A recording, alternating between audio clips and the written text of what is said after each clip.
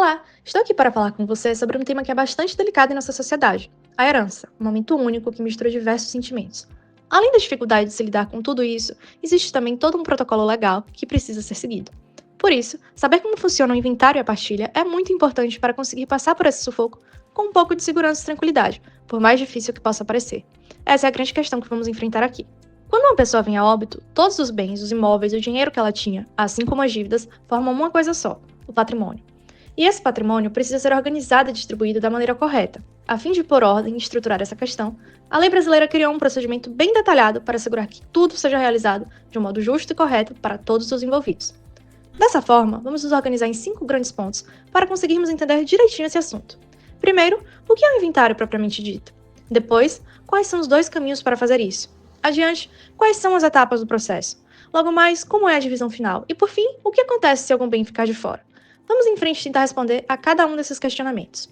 A princípio, antes de qualquer coisa, antes mesmo de dividir o que foi deixado pelo de cujos, preciso fazer um relatório minucioso contando tudo que a pessoa deixou. Esse é o passo inicial, o que a gente chama de inventário.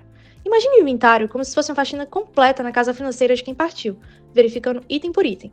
É hora de fazer um checklist completo de tudo: a casa, o apartamento, o carro, a fazenda, aquela conta no banco, os investimentos e não esquecendo, é claro, das dívidas que ainda restaram pendentes. Trata-se de estruturar um mapa completo de todo o patrimônio.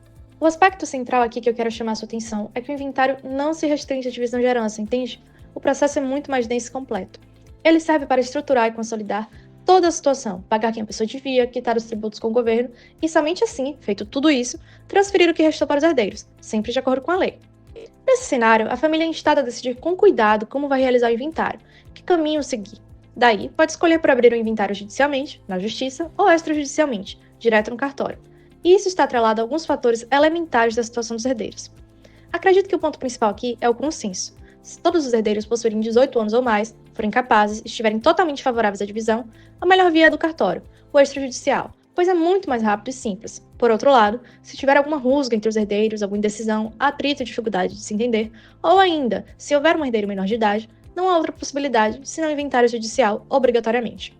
Agora veja bem, na própria porta judicial ainda podemos visualizar algumas versões mais tranquilas.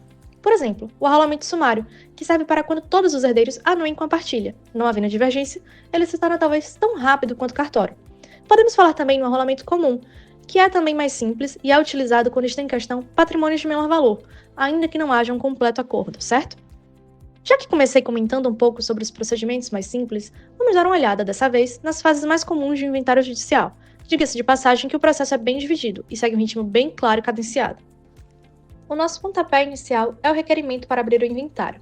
Depois disso, o juiz nomeia uma pessoa para administrar e gerir tudo aquilo que foi deixado pelo falecido. Esta pessoa é o inventariante. O inventariante vai listar todos os bens e os respectivos herdeiros. O próximo passo é a avaliação de quanto tudo vale para calcular o imposto. E tendo sido adimplidas todas as dívidas e impostos, o juiz consegue bater o martelo e decidir, por fim, como vai ser a divisão. Estamos observando que o inventariante é o personagem central, o protagonista do inventário. Geralmente, ele é um dos herdeiros e tem a responsabilidade crucial de cuidar do patrimônio, de manter informados os demais interessados e garantir que o processo ande em seu curso correto. Trata-se de um papel que exige muita confiança e organização. Avancemos então para um aspecto muito importante: o prazo. A lei evidencia que o inventário precisa ser aberto em até 2 meses, ou seja, 60 dias contados a partir do dia em que foi declarado o óbito. Esse prazo deve ser respeitado e seguido à risca, pelo que a sua perda pode gerar multa sobre o imposto da herança, o ITCMD. Havendo incidência de sanções sobre esse imposto, tudo acaba saindo mais caro, sem necessidade alguma. Por isso, muita atenção quanto aos prazos. Conseguimos percorrer todo o caminho que requer o inventário. Falamos sobre o levantamento de bens, avaliação, o adimplemento de dívidas e, finalmente, chegamos ao momento mais aguardado por todos. É hora de repartir o bolo e distribuir a herança, a famosa partilha. Se bem que essa definição é perfeita para que a gente consiga entender como o processo acontece. Antes da partilha, a herança é como se fosse um bolo inteiro, que pertence a todos os herdeiros ao mesmo tempo, uma coisa só. A partilha, por sua vez, é o ato de cortar esse bolo e determinar qual a fatia de cada um. É quando aquela propriedade que pertencia a todos indissociavelmente passa a tornar-se uma propriedade individual. E por falar em divisão, o juiz deve respeitar regras bem claras e delimitadas para designar a parte de cada herdeiro, a fim de que a partilha contemple o mais alto grau de justiça e praticidade possível. O cerne da partilha está em tentar equilibrar e repartir o que cada um recebe, bem como evitar brigas futuras e encontrar a resposta mais tranquila para todos os envolvidos. Agora que também foi resolvida toda a questão que permeia a partilha, surge uma dúvida. O inventário acabou, os herdeiros assinaram um termo, mas acaba descobrindo que um bem ficou de fora. Passou despercebido. O que podemos fazer? Olha que para isso também há a solução. Nós estamos falando de um fenômeno chamado sobrepartilha, um complemento do inventário que já foi concluído. Seria talvez um segundo inventário, porém muito mais simples e concentrado só naqueles bens que não foram incluídos na primeira divisão. Porém, vejamos que quando se fala em sobrepartilha, a lei é bem delimitada e específica. Por que eu falo isso? A sobrepartilha não deve ser utilizada para sanar uma bobagem, um erro simplório. Ela serve para situações sérias. Por exemplo, algum bem foi escondido intencionalmente, ou quando foi descoberto algo de maneira fortuita, quando ninguém mais sabia. Ou ainda, quando estava pendente um outro processo judicial para que esse bem fosse finalmente liberado. Diante de tudo que falei e mostrei aqui, acho que o melhor ensinamento que podemos tirar talvez esteja no poder do diálogo.